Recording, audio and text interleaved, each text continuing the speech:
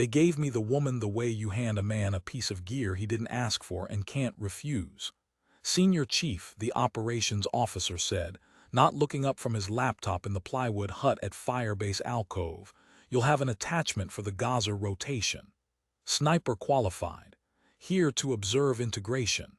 Keep her intact. I remember the word intact more than any of the rest of it. You keep ammunition intact. You keep a vehicle intact. You do not, in my experience, keep a shooter intact because a shooter is a thing you spend. The word told me everything the paperwork wouldn't. She was not coming to fight. She was coming to watch us fight and write down whether we were nice to her while she did it. And the whole thing had the smell of a decision made 3 echelons above anyone who had ever been shot at, by someone who needed a photograph and a memorandum for the record. I had been in the teams a long time by then, long enough that the younger guys called me the old man behind my back and to my face when they were feeling brave, long enough that I had stopped counting rotations the way you stop counting stairs in a building you've lived in for years. I had buried men. I had carried men. I had made the calls in the dark on nights when the calls were the kind you don't repeat afterward even to yourself. And I had developed, over all those years, a hard and unlovely instinct about who to trust with my back, and that instinct had exactly one category for a sniper-qualified observer sent to evaluate our integration, and the category was liability. I went and found her at the ammunition point the next morning because I wanted to look at her before the platoon did. It's a thing you learn, to see a problem yourself before it becomes everyone's problem. She was crouched by a stack of Pelican cases, and she had a rifle broken down across a shooting mat on the gravel, and she was cleaning the bore with the kind of unhurried economy that you can't fake and can't teach past a certain point. Every motion landing exactly where the next one needed it to start. No wasted travel. The patch coming through and getting inspected, and the next one going in without a glance at her own hands. I stood there a second and watched, and I'll be honest, the watching bothered me, because the hands were right and I hadn't wanted the hands to be right. Then she looked up and the rest of my read went where I'd expected it to go. She was maybe 5'7". Lean the way distance runners are lean, not the way we're built. Brown hair pulled back so tight it looked like it hurt. A face with no particular expression on it, which some men find restful, and I found that morning like a locked door. And on the ground beside the mat, a green notebook. A notebook. I actually laughed, one breath of it through the nose before I could stop myself. Senior Chief Doyle, I said. Sergeant First Class Vale, Army. Of course Army, they'd have to reach outside the house to find their integration test subject. She wiped her hands on a rag and didn't offer one to shake, which I respected without wanting to. You know what you're here for, I said. It wasn't a question. I wanted it not to be a question. I know what the tasking says I'm here for, she said. That's not an answer. No, she agreed, and went back to her bore. I stood there another second feeling the way you feel when you've thrown a punch at a heavy bag and it hasn't moved. Then I told her the things I'd come to tell her. That she'd move with the assault element, but she was not the assault element. That on the objective she'd be back with the security team, glass on the approaches, and that glass was where she'd stay. That if it came to shooting, and I said it plainly, because plain is the only honest way to say a thing like that, she would not be shooting. That her rifle was for her own protection and nothing else, and that her real job, the one that mattered, was to come home in one piece so somebody up the chain could tick a box. Keep me intact, she said. I didn't like that she'd landed on the same word. That's the size of it. She nodded slowly, the way you nod at a man who has told you something you already knew and made him think he was informing you. Understood, Senior Chief, she said. And then, after a beat with no heat in it at all, you've got a canted optic on your number 3's carbine, left about 1/4 mil. I watched him zero it yesterday. He's chasing the wire and doesn't know it. I had not asked. I did not answer. I turned and walked back to the platoon hut, and I told myself the tightness in my chest was irritation, and it mostly was, but there was a thin, cold thread through it that wasn't, and I didn't like that thread. and I spent the walk trying to convince myself I'd imagined it. Sandoval's optic was canted a quarter mil left. I checked it that afternoon without telling him why. He'd been chasing the wire for 3 days. The platoon named her before the sun went down, the way platoons do, cruelly and accurately and without malice, which is the only kind of nomming that sticks. Teague called her the Observer. Then Brill called her the Clipboard, and that one landed, and by Chow it had shortened to just Clipboard, said the way you'd say the name of a piece of furniture. She's sitting at the Clipboard's table. Ask the Clipboard if she wants coffee, huh? She sat at the end of the bench with her tray and her flat locked-door face, and ate everything on it in the same economical way she did everything. And if she heard the name, and she heard the name, that room was small. She gave no more sign of it than she'd give a change in the wind. I let it ride. I want to be honest about that now at this distance, because it matters to the rest of it.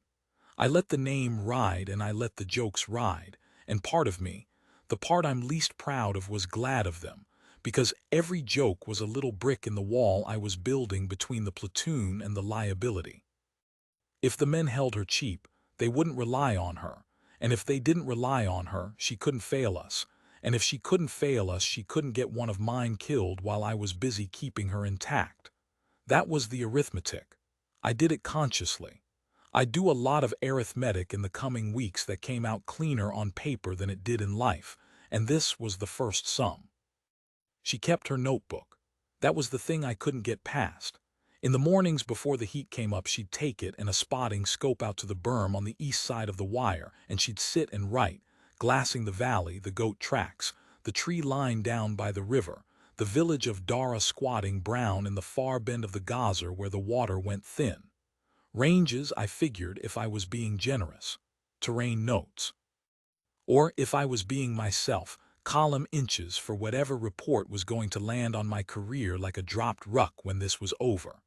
Once I walked the berm on some pretext and looked over her shoulder at the open page, expecting either mil.math or my own name, and it was neither. It was a range card, yes, but drawn with a draftsman's patience.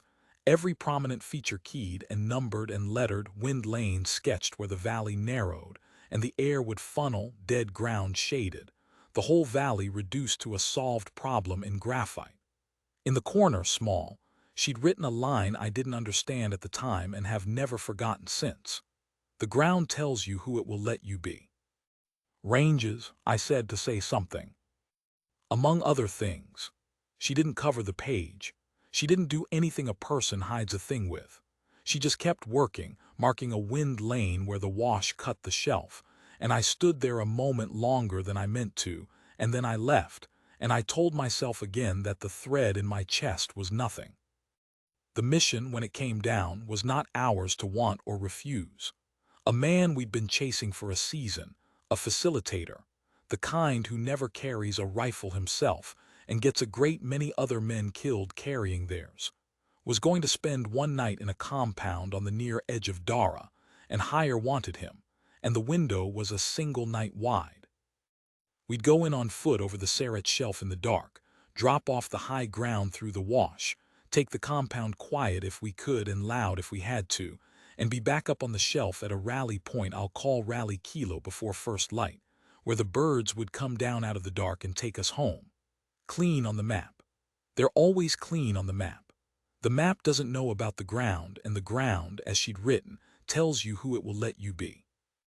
I put her with the security element under Petty Officer Fitch on the north side of the compound, glass on the wash and the goat track that climbed back to the shelf, our route home.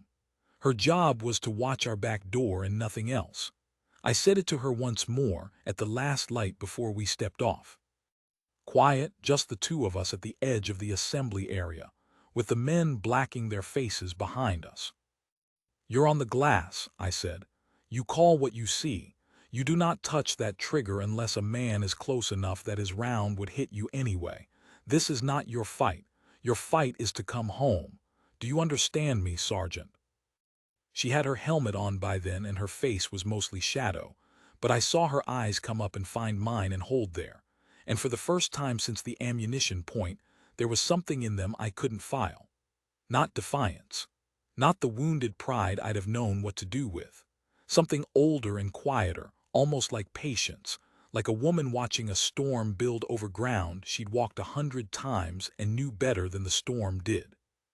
"I understand you, Senior Chief," she said. And she did. That's the thing I have to live with. She understood me exactly. I was the one who understood nothing. We stepped off at full dark. The walk-in went the way good walks-in go, which is to say it went like nothing, which is the highest praise there is. The Sarat shelf under our boots, then the long, careful descent through the wash with the loose rock trying to talk under our feet, and every man killing it with the flat of his soul. The village asleep below us, one dog somewhere working itself into a lather at something that wasn't us, and then giving up. The compound where the map said it would be, mud walls the color of the dark, a single generator ticking somewhere inside. Teague and Akoro up the wall, the courtyard taken room by room, quiet, professional. The whole thing a machine we'd built over 1,000 nights, running exactly as designed. We had the facilitator zip-tied and hooded in the courtyard in under 4 minutes, blinking and soft-handed and furious in the way of men who have gotten a great many people killed and never once thought it would find them. I keyed the net. Jackpot. Package secure. Moving to Kilo. And higher acknowledged, and for about 90 seconds on that objective, I believed we were going home the way the map said we would. Then the valley woke up. I want to be precise about what went wrong because the wrongness of it is the whole hinge of the night. It was not that we were ambushed on the target. We were not. We took the compound clean. It was the withdrawal that betrayed us, the walk home, the easy part, the part the map draws as a single confident line. Somewhere between the compound and the wash, a picket we hadn't known about, a handful of fighters posted on a knuckle of high ground we'd skirted on the way in and had to pass under on the way out, saw us moving with a hooded man in our middle, and understood in an instant exactly what had happened. And they did the one thing that turns a clean night into a long one. They didn't run and they didn't charge. They got behind rock, and they started shooting down into the wash, into the exact throat of terrain we had to climb to get home, and they got on a radio of their own, and they called the whole valley. The first burst came down off the knuckle and walked across the rocks a body length in front of Sandoval, and the night went to noise and muzzle flash and men going flat and finding cover that mostly wasn't there. And I understood, in the cold clean way you understand these things when they finally arrive, that the plan was dead. The route home was a shooting gallery, and we were standing at the bottom of it with a prisoner, and the map's confident line drawn straight up through the place the fire was coming from. The mission, the clean version, the version on the slide, was over. Everything after this was going to be the other thing, the thing they don't put on slides. Kilo's compromised, Fitch's voice tight over the net from the north. They're on the goat track, they're on our door. That was the part that turned my stomach to water. Not the picket on the knuckle, we could fight a picket. It was the goat track, the way home. If they were on the track and up in the rocks that flanked it, they weren't just shooting at us. They were closing the door of the only room we had to leave by. And if that door closed all the way, we were going to spend what was left of the night in a wash in a valley that was waking up all around us, with a prisoner and a shrinking count of men, waiting for a sky full of the enemy's friends to arrive before ours did. I got the platoon into what cover the wash gave, and I started doing the only thing there was to do, which was fight for the door. And that is when the night began taking my shooters away from me one at a time, and handing me in their place, the woman with the notebook. Teague went first. He was our best gun and he knew it, and he pushed up the west side of the wash to get an angle on the knuckle, and he got the angle, and he got 2 good bursts into the rocks up there. And then a round came down and took him through the meat of the shoulder and spun him off his feet and down behind a boulder, alive and cursing and out of the fight with his arm hanging wrong. Akoro reached him and dragged him back and started working on him with one hand and shooting with the other, which meant Akoro was out of the fight as a gun too, in every way that counted. 2 down. My best, too. Then the volume off the knuckle doubled, and I understood the picket had gotten reinforcements up onto it from the village, and the fire coming down into the wash climbed from harassing to killing, and every man I had was flat behind rock with rounds cracking a hand's breadth over him and no way to lift his head long enough to make a shot that mattered. That's the thing about being pinned that the movies get wrong. It isn't dramatic. It's a kind of paralysis. You are alive and unhurt and entirely unable to do the one thing you are there to do. And the fire owns the air above you as completely as a roof. And every second you spend under that roof is a second the enemy is using to get more men into the rocks and close the door another inch. I had a prisoner I couldn't move and a route home I couldn't climb and 2 men down and 8 men who could not lift their heads. And I did the math again. The cold arithmetic I was so good at. And this time it came out to a number I have carried ever since. The number was, we do not get out of this wash. And it was into that number, into that exact black arithmetic, with the fire owning the sky and the door closing and my own certainty telling me we were finished, that a voice came up on the net, level as a table, with no more heat in it than she'd had at the ammunition point a lifetime ago. "Senior Chief," said Sergeant First Class Vale, "I have the knuckle in defilade from the North Shelf. I have wind. I have your route. I need you to say the word." I lay there behind my rock with rounds cracking overhead and a prisoner at my feet and my 2 best men bleeding, and I looked, in my mind, at the wall I had built brick by brick, the wall of jokes and names and arithmetic, the whole careful structure I'd raised to keep the liability from ever touching the fight. And through the crack in it I saw, all at once and far too late, the thing I had refused to see on the berm and at the ammunition point and every day since, the hands that didn't waste emotion, the range card drawn like a solved problem, the eyes like a woman watching a storm over ground. She knew better than the storm. The ground tells you who it will let you be. She had been reading me the answer for 3 weeks, and I had been too busy keeping her intact to hear it. I keyed the net. Every instinct I had spent a career building told me not to. I did it anyway, because the arithmetic had run out and there was nothing left on the board but her. "Vale," I said, "say again your last." "I have the knuckle," she said, "and I have your door. Say the word, Senior Chief, and I'll open it." I said the word. I said, "Open it." And it came out of me quieter than I meant it, the way a man's voice goes when he's handing over a thing he spent his whole life refusing to hand over. "Opening it," she said, and then the net went to her breathing, which is a thing shooters do without knowing they do it, and I lay there in the wash under the roof of fire, and listened to a woman I had called a liability breathe once, slow, all the way out. The first shot came about 4 seconds later. I didn't hear the report the way you hear your own gun. It came from up on the north shelf behind us and to our right, a flat hard crack rolling down over the wash, out of place in the pattern of noise, a sound that didn't belong to the enemy's rhythm. And up on the knuckle, a fighter who had been leaning out from behind a slab of rock to work his weapon down into us simply stopped. He didn't spin or throw his arms up the way the movies teach you. He folded down behind his rock the way a man folds when the string is cut. And the muzzle flash that had been coming from that slab went out and did not come back on. One. For a second nothing changed, because one gun off the knuckle is one gun off a knuckle that had a dozen, and the fire kept raining down. But something had changed, and I felt it before I could name it. There was a new gun in the valley now, and it was ours, and it was up high and behind cover and firing into the enemy's flank from a place they hadn't accounted for, and the men on the knuckle didn't know yet that it was there or where it was.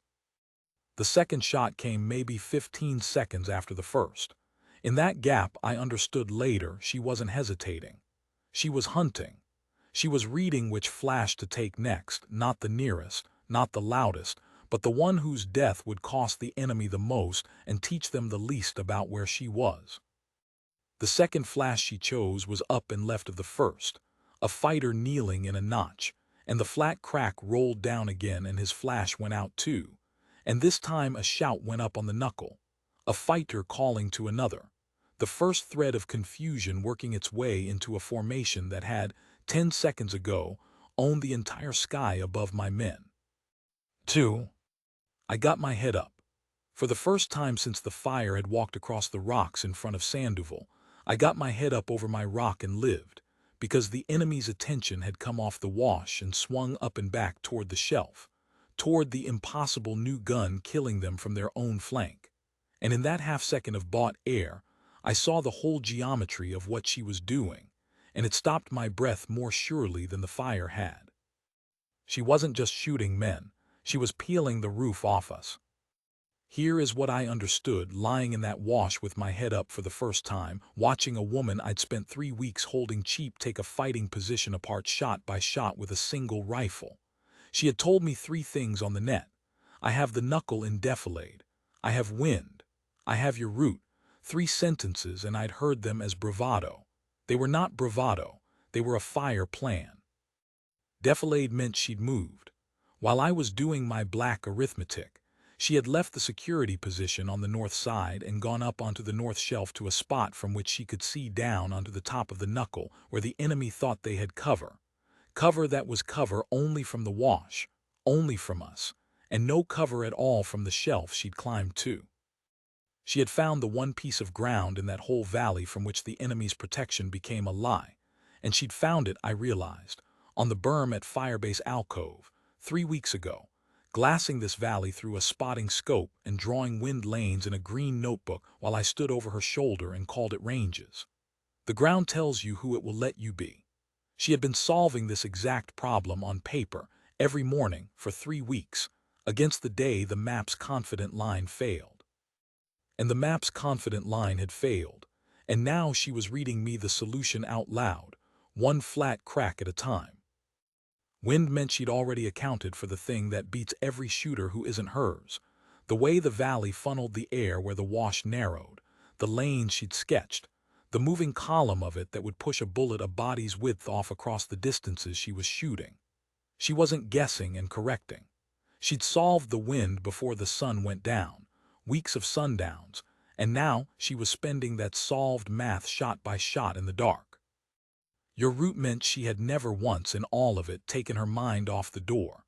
Every shot she chose was chosen not only to kill a man but to peel the fire off the goat track, the way home, in an order that opened our door widest fastest.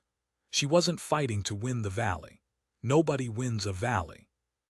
She was fighting to open one specific door and hold it open long enough for 8 men and a prisoner to walk through it. And she was doing it with the cold, sequential patience of a woman working down a range card she'd drawn herself. The 3rd shot took a fighter who had just stood to run, a man who'd finally understood the flank was compromised and tried to reposition, and stood into her math to do it, and never finished the stand. 3. The 4th took the one beside him who'd frozen, the way men freeze when the man next to them drops and the death is coming from a direction that isn't supposed to exist. 4. 2 flashes gone from the near lip of the knuckle in under 10 seconds, the exact 2 flashes that had owned the mouth of the goat track, and Fitch's voice came up on the net from the north, thin with something I'd never heard in it before. The track's clearing. Senior Chief, the door's opening. Doyle, her voice again level between shots. Move your wounded now. Wash to the track, then the track to the shelf. I'll walk you up. When I call a hold, you hold. When I call move, you move. Do you copy? I copied. God help me. 3 weeks late, I copied. I got Okoro moving with Teague and Sandoval on the prisoner, and I started my men up out of the wash toward the goat track we'd been unable to touch 2 minutes before. And above and behind us, the flat cracks kept coming down out of the dark in their unhurried rhythm, each one landing on a flash that would otherwise have landed on us. 5 came while we were crossing the open ground between the wash and the base of the track, a fighter high on the knuckle who'd found a new angle and started walking rounds toward my moving men, and her 5th shot took him before his 3rd round landed, and I heard her say, "Move, keep moving, you're clear left." And we moved and we were clear left. 6 came a moment later from a fighter who'd crawled to the dead man's position to take up his gun, because that's what disciplined fighters do. They crawl to the fallen gun, and she'd known he would. She'd left her scope on that position waiting for the crawl, and when the new flash lit she took it. 6, and after that no one crawled to that gun again. They'd learned the price of it. She was teaching them, one crack at a time, that certain pieces of that hillside were simply death now, and men are quick students when the tuition is what it was. 7 was the one that told me what she really was, if the first 6 hadn't. A fighter broke from the knuckle entirely and ran, not repositioning, not crawling to a gun, just running down into the flank, trying to get below her angle and around toward the track to cut us off at the shelf, to close the door from the far side. It was a smart move and a fast one, and it took him across broken ground at a hard quartering run at a range I couldn't have made prone on a calm day with a bench. And she was tracking a man in the dark, moving, quartering, across a wind lane she'd drawn in graphite 3 weeks before.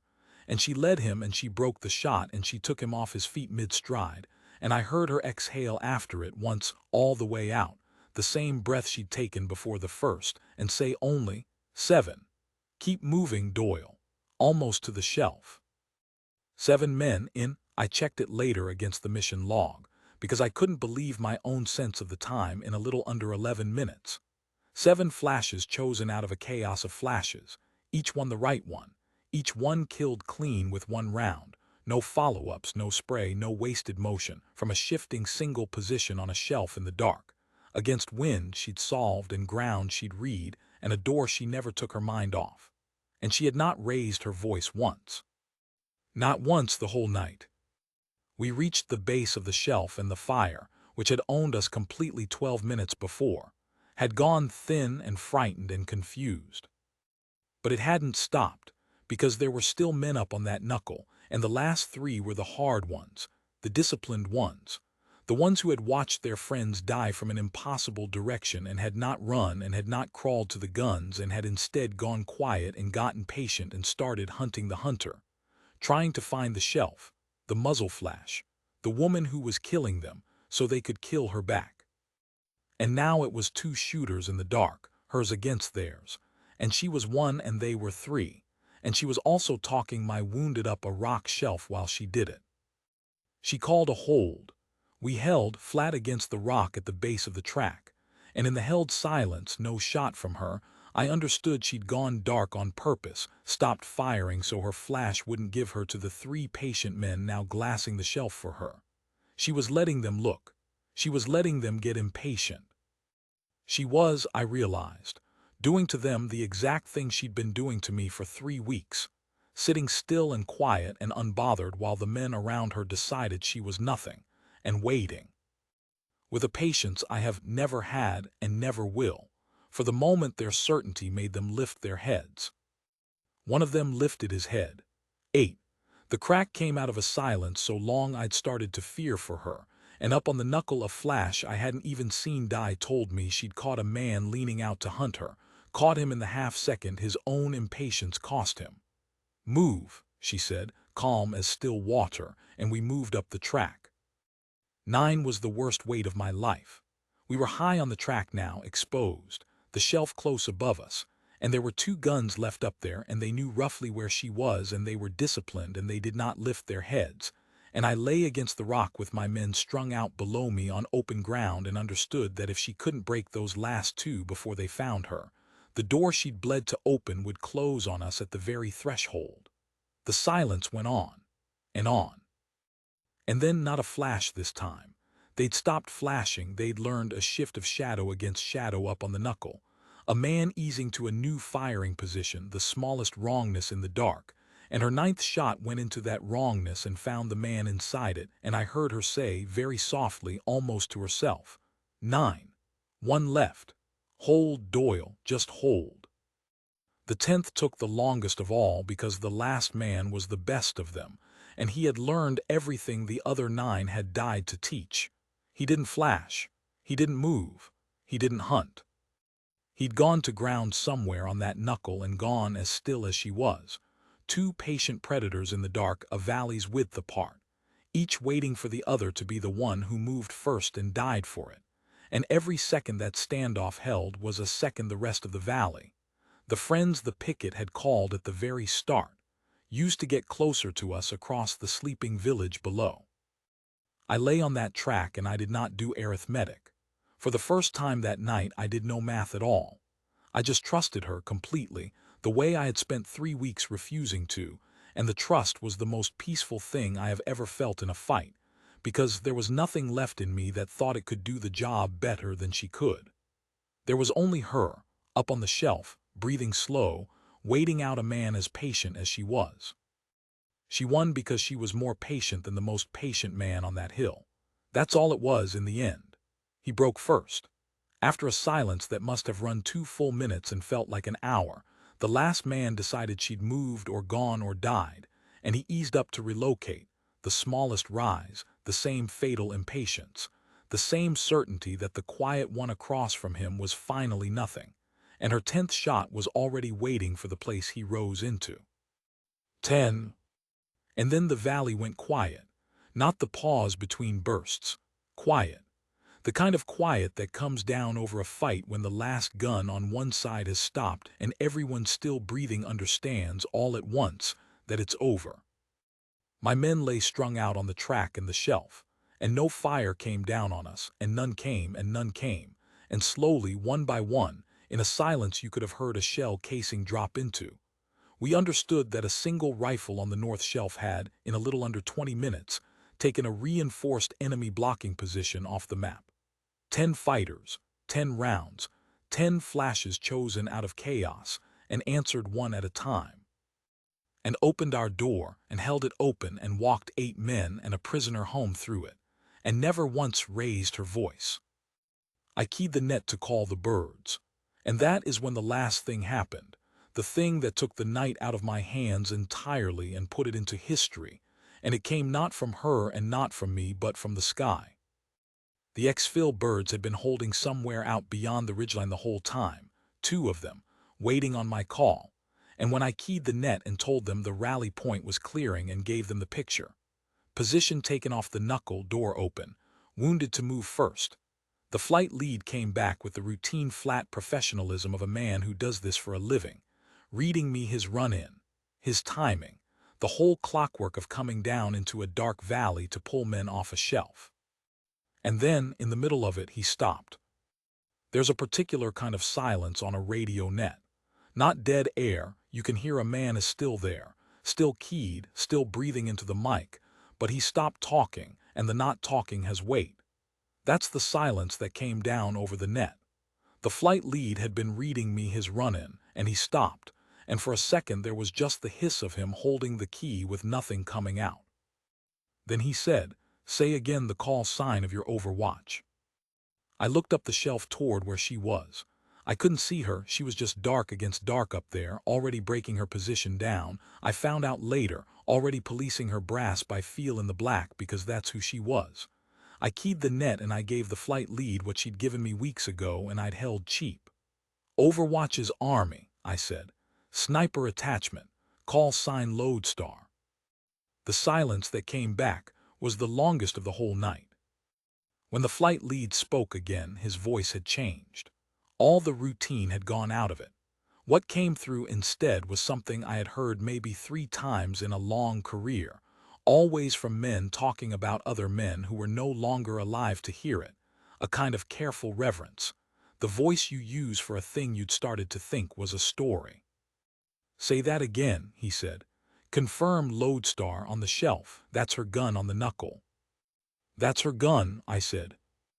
And then, one after another, the net filled up. It wasn't just the flight lead.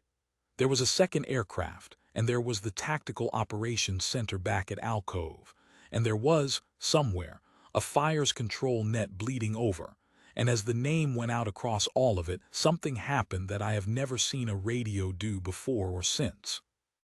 Men who had never met her, men in aircraft and in bunkers and at map boards, men who knew that call sign only the way you know a legend, a fixed overwatch somebody somewhere, had built a whole withdrawal around one bad night and lived to tell it. And then another somebody on another bad night, until the call sign had come loose from the woman and become a thing you said when you meant the one who holds when the line breaks. Those men went quiet, all of them, all at once. And the net that had been full of the clockwork of a combat exfil went to nothing but breathing and the soft hiss of a dozen keyed mics. Because there was not one of them who was going to be the man who stepped on that silence with routine traffic. The flight lead broke it finally because someone had to fly the aircraft, but he broke it soft. "Copy," he said. "Copy lodestar on the shelf. We'll bring them home." And then quieter, not really to me, the way a man says a thing he can't quite help saying. "I flew a night in the Kesh 2 years ago I don't walk away from without that gun. Didn't know her name. Tell her," and he stopped and started over. "Tell her the whole net just stood up." The birds came down out of the dark the way they do. All wind and grit and the world gone white in the rotor wash. And we loaded the wounded first, Teague cursing weakly, alive. Akoro's hand pressed to the shoulder the whole way, and then the prisoner and then my men. One bird filling and the second waiting. And she came down off the shelf last of all, walking unhurried, her rifle slung and her green notebook. I swear to this day I saw it, the corner of it in a cargo pocket riding at her hip, and she crossed the shelf toward the second bird in the rotor wash with dust streaming past her and her face exactly as it had been at the ammunition point 3 weeks before. Flat. Composed. A locked door. Except now I knew what was behind the door and it wasn't a clipboard. It was every man who'd ever walked home along a line she held. My platoon was on that shelf. Teague's bird had lifted but mine hadn't, and my men were down on a knee in a loose perimeter waiting to load, and they had all heard the net. Every one of them. The whole thing, the flight lead's voice changing, the silence, the name. Tell her the whole net just stood up, had gone out over the same net they were all monitoring, and they had lain on that shelf and listened to it with their heads down and their weapons out, and they had done the arithmetic, all of them, the same arithmetic I'd done, and it had come out the same for all of us. Brill stood up first. Brill, who named her the clipboard on the first night. He stood up as she came past, out of the perimeter, straight up onto his feet in a way you do not do in an exposed position at night unless something in you has overruled everything you know about staying alive. And he came to attention and he brought his hand up and he held it there. And then Sandoval. And then Akoro, half turned from where he was still pressing Teague's wound in the bird, got his good hand up. And then all of them, the whole platoon, my hard, skeptical platoon that had held her cheap for 3 weeks because I taught them to. Up on their feet in the rotor wash with their hands up in a salute, you are not supposed to render in the field, that no regulation would bless, that every instinct of cover and concealment screamed against rendering it anyway. Because there are moments the body does a thing the rulebook forbids because the soul requires it, and that was one. And I stood up with them. The man who'd been ordered to keep her intact, who'd built the wall brick by brick, who'd called the hands right and refused to hear it, who'd done the black arithmetic and come out at "we do not get out of this wash." I stood up in front of my platoon and I brought my hand up to a woman I had spent 3 weeks trying to keep out of the fight, and I held it. And it was the truest salute I have ever rendered in my life, because it cost me every wrong thing I'd believed to render it. She stopped. In the rotor wash, in the dust, she stopped and she looked at us, the whole platoon on its feet with hands up, and me in front of them, and for one moment something moved behind the locked door, something I won't try to name because naming it would make it smaller than it was. Then she brought her own hand up and returned it once clean and let it fall. She didn't smile. She didn't say anything for the platoon. She stepped up into the bird and I stepped up after her, and the door was the last thing. And as we lifted off that shelf and the valley fell away below us into the dark she'd taken back from it, she leaned her head close to mine so I'd hear her over the rotors, and she said the only thing she said to me the whole flight home.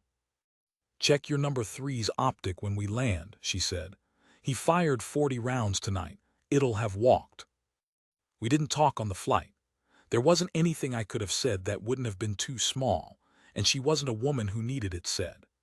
But I sat across from her in the red light of the cabin with my wounded and my prisoner and my whole ruined idea of who I was, and I made myself look at it. All of it. The way you make yourself look at a thing you've done wrong when the doing is finally past changing. I had held her cheap because she came with a notebook instead of a reputation I already knew. I had let the platoon name her because the name built my wall. I had done arithmetic that kept her out of the fight and called it protecting my men, when the truth, the flat, cold, graphite truth she'd have drawn in the corner of a range card, was that I'd been protecting the version of the world where a woman with a notebook is a liability and a man with a scowl is a shooter, because that world was the one I knew how to be the old man of. She had known it. She'd known it at the ammunition point when she wouldn't shake my hand. I know what the tasking says I'm here for.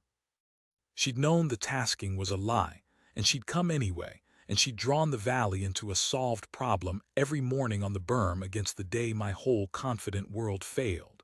And when it failed, she had opened the door and held it and walked us home, and never once, not one single time in the worst 20 minutes of any of our lives, raised her voice to remind me what I'd gotten wrong. That's the part that stays with me. Not the shots, though the shots were the finest work I have ever watched a human being do, and I have watched a great deal of fine work. It's that she never made me eat it. She had earned, up on that shelf, the right to key the net and remind the whole valley who'd been kept off the trigger, and she never touched it. She deflected every ounce of it. When the after-action came and the officers wanted the story of the 10 shots, she gave them the wounded first. Teague held the west side long enough for me to get set. If he doesn't take that round standing where he stood, I don't have the position. She gave them Fitch's calls off the north. She gave them the flight lead slot into a hot valley. She built every man in that fight a place in the story bigger than the one she kept for herself. And the story of Lodestar on the shelf she left, as far as I could tell, entirely to other people's telling. The number 3's optic had walked. A 1/4 mil, left, 40 rounds of walk. She'd known it from the sound of his gun in the dark, 40 rounds away, in the middle of killing 10 men and saving all our lives. I fixed it myself the next morning, and I didn't tell Sandoval why. And I stood at the ammunition point afterward looking at the stack of Pelican cases where she'd been cleaning her bore, the day I came to see the problem before it became everyone's problem. I had it exactly backward. I was the problem.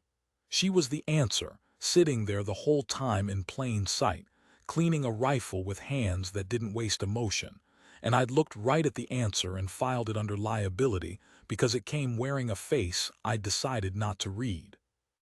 She rotated out a week later. The integration evaluation, the thing she'd supposedly come for, the memorandum for the record reason, I never saw it.